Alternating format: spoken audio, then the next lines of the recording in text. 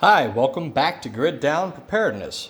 My name's Wade, and this is part 2 of charging the Pecron E3600LFP 240 volt stack. This is a how-to video for some of you guys that had questions about how do you charge this battery pack that's outputting currently 240 volts to a house and still run your house. So the intention of this video is to explain how you can take your portable power stations, recharge them if you're having a bad solar day, such as after a winter storm or in the midst of a winter storm. And what we're going to be using to charge today is this Troy-built generator. It has 8500 surge, 6250 rated continuous. Now, some stats on this generator. Its fuel tank holds 8.5 gallons. Depending on the load, at about a 50% load, we would expect to get around 12 hours of runtime. At 80% load, 7 to 8 hours. 100% load, 5 to 6 hours. If I were to run my air conditioner with this, the load rating would range about 45 to 60%. So some of that is factored in with charging these power stations. So assuming a baseline load at the house is around 30% of the generator's capacity, and that's going to be averaged out of over the whole day. So you're probably going to wash clothes, you're probably going to dry clothes because it's going to be a week. And as your power fluctuates through the week, I've averaged that out to about a 30% load. Over that time period, this generator is expected to burn somewhere around 90 gallons of ethanol-free gasoline. That equates to about $315 a week. Now, if you folks have ever been through a hurricane or a natural disaster, you know after a natural disaster, it is very difficult to get fuel and get the right kind of fuel. In all of my small motors, I only run ethanol-free, and I haven't had any issues with ethanol messing with the internal components.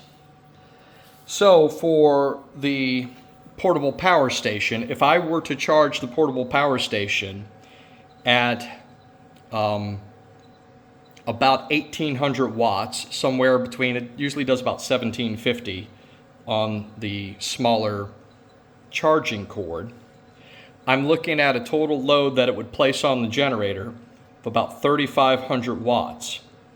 Now, to go from zero on this around 18 kilowatt hour battery pack, I'm actually going to have to consume about 20 kW using the portable generator.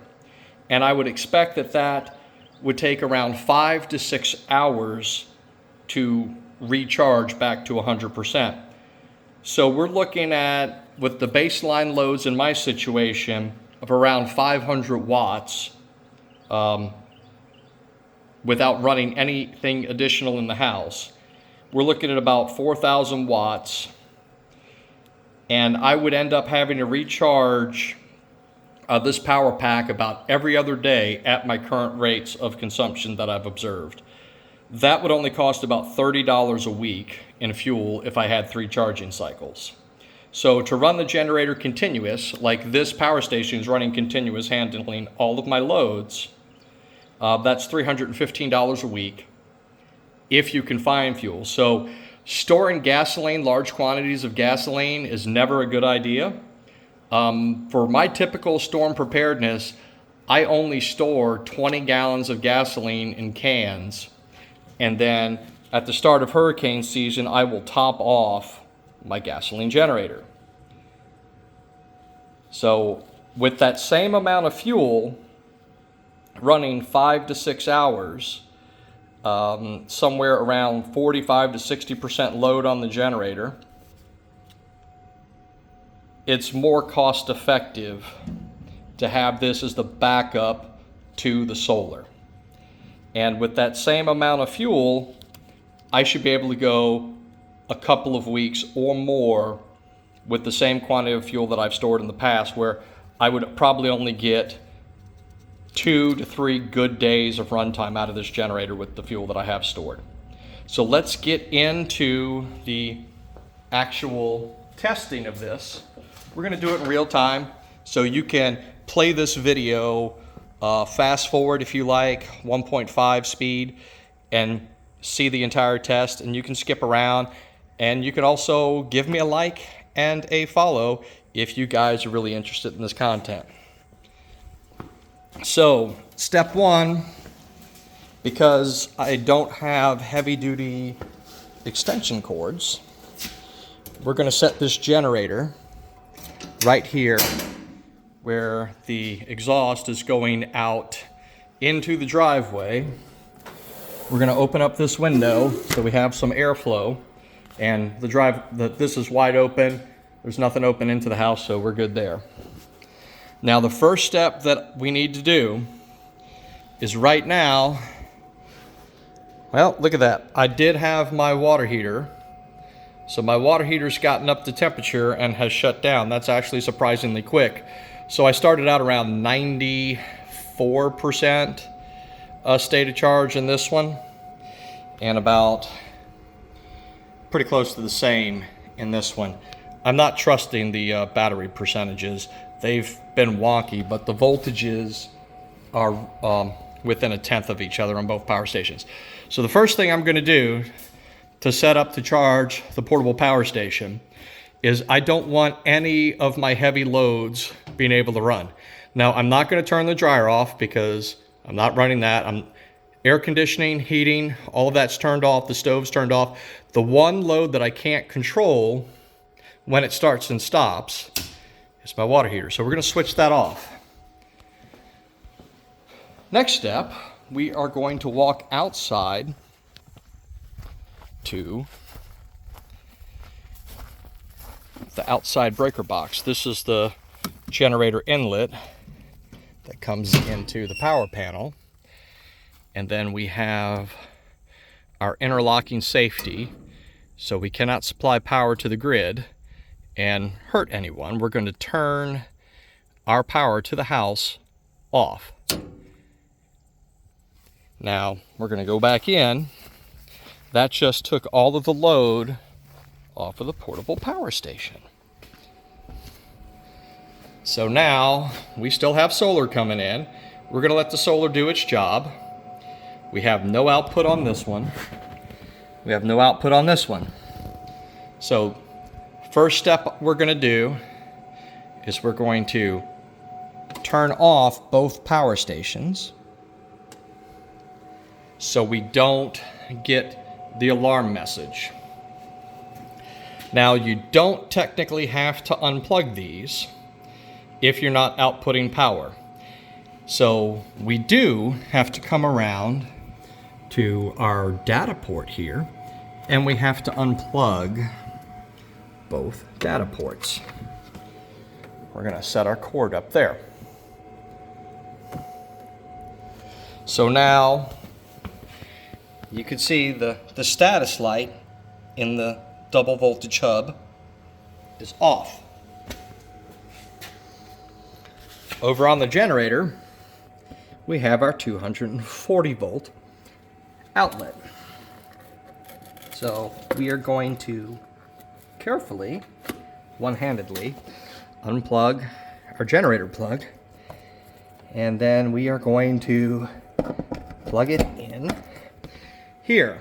Now, it's pretty important that if you're going to do it this way, that you do utilize separate circuit breaker outlets for this. So we're going to take one power station, we're going to plug it in to this outlet, and we are going to take the other power station and we are going to plug it in to this outlet. We're going to make sure that our main circuit breaker is on. We're going to go into our settings input-output settings. Right now I have the AC charging speed at 50%. We're going to drop that down to baseline 10%. Same thing on this one. Input-output settings. And then our charging speed. Down to 10%. So when this starts up, as soon as voltage is supplied, it'll start trickle charging the power stations. Now you can let the generator start up and not actually plug these in. I have found that it doesn't matter. I've started this thing up with loads on the house before and it hasn't had an issue. So we're going to go ahead and we're going to fire this thing up. So now's a good time if you're wearing headphones. You might want to take them off. If you are listening to this on speakers, now's the time to turn them down. And we're going to get this generator started.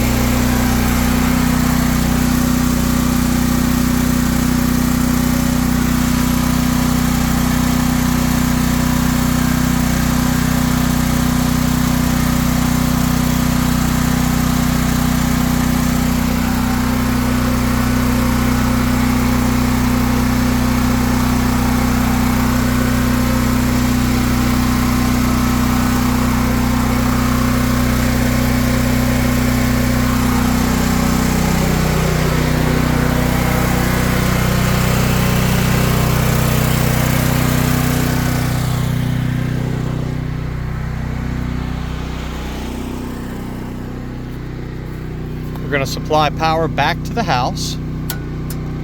And you just heard the generator take that load. And now we'll see if the power stations are starting to charge.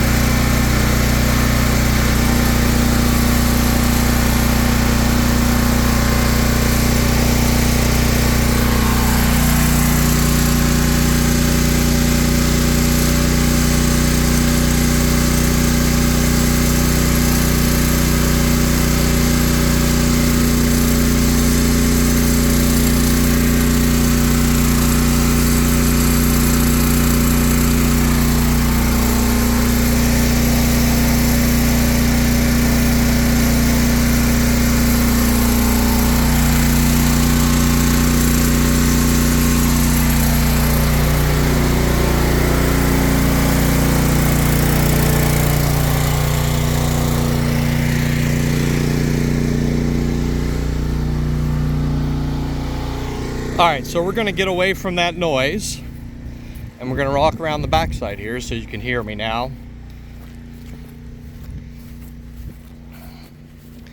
If you notice, there was a difference between what the two power stations were charging out. One was over 1800, the other one was down to 1700.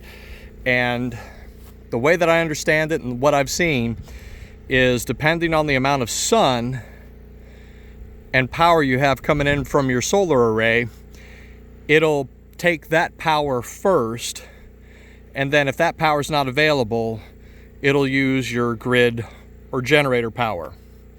So right now, the house is completely off the grid. Not using grid power, using a generator to charge, and at the current state of charge, it's probably only going to take maybe an hour and a half to recharge. So, not bad at all. We're going to go do the opposite to hook everything back up to the house the way that it was before. And we do know that we have power because we have porch lights that are on as expected, and we have a set of solar panels here and the power station. So we're going to go do the opposite right now. We're going to bring the power levels down on the generator, on the portable power station, and then we're going to secure the generator.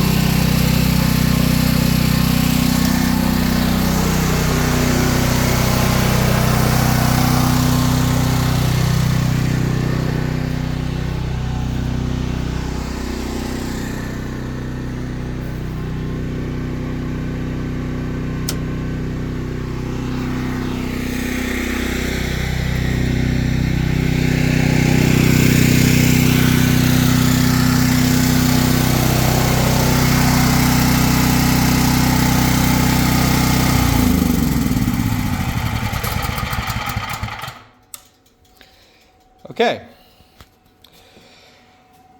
now that we don't have the noise, the issue was when I was plugging these in, I accidentally bumped the GFCI trips. That's why it didn't immediately start charging. So now we are going to get the power station back online. So the first thing we need to do is plug our cords back in. They didn't need to be unplugged, but we unplugged them. We're going to take our data cable and plug it back in, one-handed, looking at it with a phone.